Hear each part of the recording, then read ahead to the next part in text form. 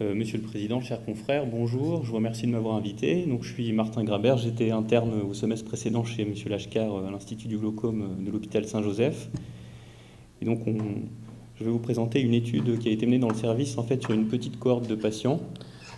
C'était des patients atteints de glaucome chronique par fermeture de l'angle, avec des atteintes sévères au niveau du champ visuel, et chez qui on a voulu essayer la technique de cycloaffaiblissement par ultrason en première intention de traitement chirurgical à la place de la trabéculectomie pour limiter les risques post-opératoires et notamment le risque de glaucome malin.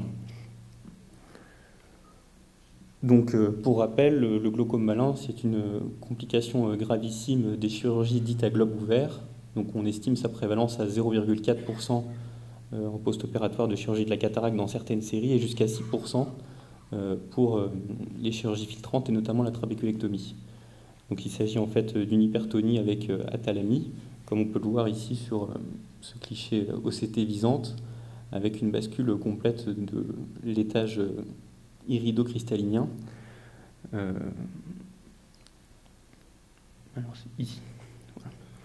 Donc les principaux facteurs de risque connus de glaucome malin sont le glaucome chronique par fermeture de l'angle et notamment avec un mécanisme d'iris plateau. Les nanophtalmies, les microphthalmies et courte longueur axiale. Et certains auteurs apportent aussi des mécanismes de laxité zonulaire surajoutée associés à des adhérences vitréocristalliniennes pathologiques. Donc dans la dernière série publiée dans la littérature par Prata, il retrouvait sur une série rétrospective de 30 glaucomes malins à peu près 77% de glaucome chronique par fermeture de l'angle et parmi eux 85% de mécanismes d'iris plateau. Donc pour illustrer encore l'intérêt de cette étude, je vous présente le cas clinique de cette patiente du service. Donc il s'agit d'une patiente de 22 ans, nanophthalme, avec compliqué de glaucome chronique par fermeture de l'angle, avec des angles iridocornéens totalement synéchiés des deux côtés. Du côté droit, elle avait une pression intraoculaire à 30 et un champ agonique aux 12 degrés centraux. De l'autre côté, à gauche, elle avait une atteinte débutante.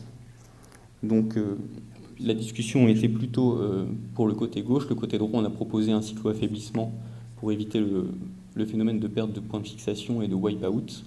De l'autre côté, on avait deux grandes solutions. La première solution, la plus efficace, la classique, la trabéculectomie, mais avec un risque post-opératoire de glaucome malin et de diffusion uvéale ou d'hémorragie expulsive importante. Le deuxième, c'était le cycloaffaiblissement, donc cycloaffaiblissement par laser diode avec toutes les complications qui s'en suivent, hypertonie précoce, baisse d'acuité visuelle, réaction inflammatoire importante, et puis le cycloaffaiblissement par ultrason. Donc on a pris une cohorte de patients, 7 patients, 8 œils, principalement des femmes hypermétropes, avec une atteinte sévère du champ visuel, qui pouvait aussi contre-indiquer partiellement la chirurgie, avec un MD moyen de 21. Tous étaient des glaucomes chroniques par fermeture de l'angle, principalement par mécanisme d'iris plateau. Ils présentaient tous à l'agonioscopie des angles totalement synéchiés, une acuité visuelle conservée autour de 7/10 et des pressions intraoculaires initiales préopératoires modérées, variant de 15 à 24 mm de mercure, mais sous traitement médical maximal comprenant systématiquement au moins de la pilocarpine ou du diamox et une trithérapie locale. Et donc, ils ont tous bénéficié d'un cycloaffaiblissement par ultrason.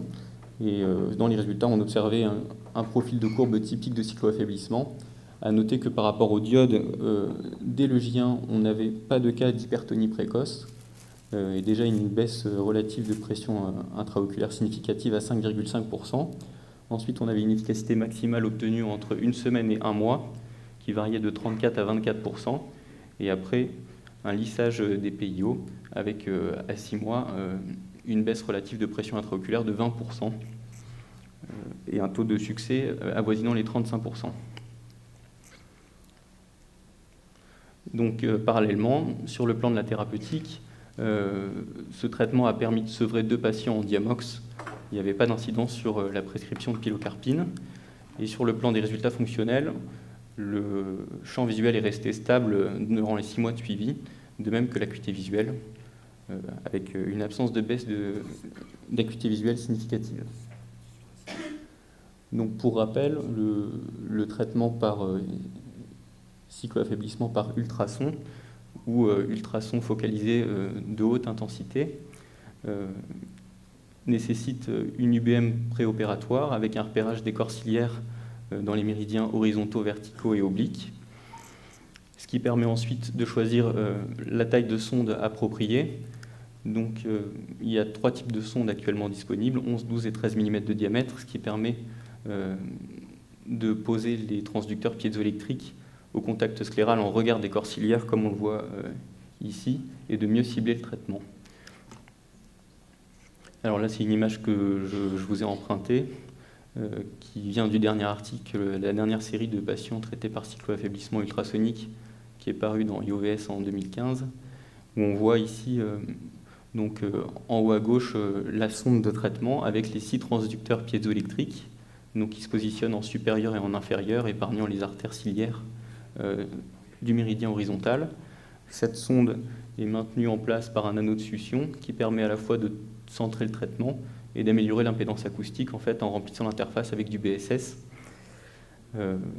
Et donc c'est un traitement d'à peu près 90 joules, ce qui correspond à un traitement standard de laser diode, où on mettrait 20 impacts à 2000 millisecondes, 2000 milliwatts, ça fait 80 joules à peu près. Et donc en conclusion, il s'agissait donc d'une méthode peu invasive, avec une relative épargne de la conjonctive et de la sclère, ce qui nous a fait proposer ce traitement-là en première intention, plutôt à visée d'épargne thérapeutique, et pouvant permettre dans un deuxième temps la réalisation d'une chirurgie filtrante en cas de non-contrôle pressionnel.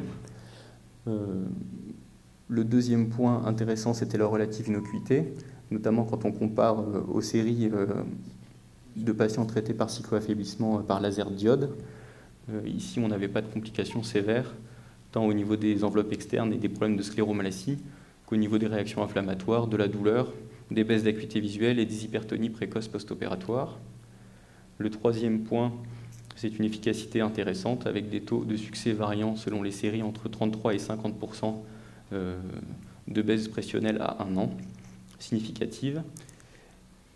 Et le dernier point, c'est un traitement qui garde plusieurs indications dans le glaucome. Donc il y a des séries publiées sur les glaucomes réfractaires sévères, sur les glaucomes primitifs à angle ouvert avec acuité visuelle conservée. Et puis nous, on propose donc dans le traitement du glaucome chronique par fermeture de l'angle à risque de glaucome malin en première intention. Il restait peut-être 2 éléments à prouver dans notre étude. Éventuellement l'effet du cycloaffaiblissement sur une éventuelle trabéculorétraction et une réouverture de l'angle par sclérose des corps ciliaires dans un premier temps. Et puis évaluer aussi éventuellement si la sclérose des corps ciliaires induite par ce traitement pourrait protéger une éventuelle chirurgie dans un deuxième temps de l'effusion des corps ciliaires et d'un éventuel glaucome malin. Voilà, je vous remercie de votre attention.